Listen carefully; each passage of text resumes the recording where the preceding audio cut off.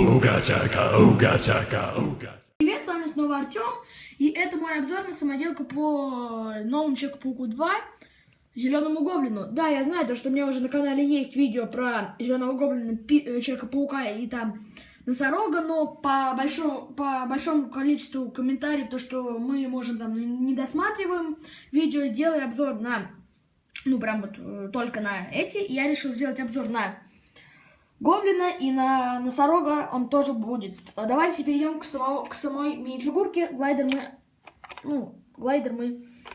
Гарри Осборн, Зеленый Гоблин. Вот это я поставил в простой такой курточке, такие волосы. Лицо Леголаза, второе лицо такое. Также у него есть костюмчик. Давайте перейдем к Гоблину.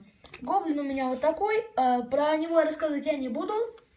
Вот так вот я его сделал, взял много чего от мандарина, волосы от оборотня, так ничего, то есть не изменял. Бомбочка рыженькая. И вот такой, как у него, типа скрытого клинка у ассасинов. И давайте перейдем к самой интересной части, это глайдер. Глайдер полностью кастомный.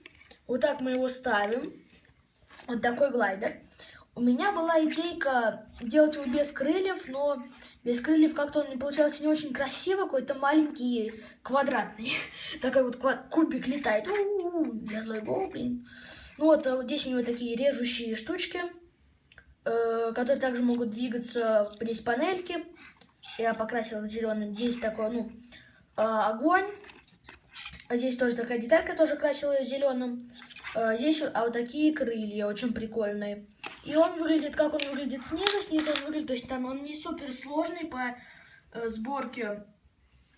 Вот эта деталька базовая.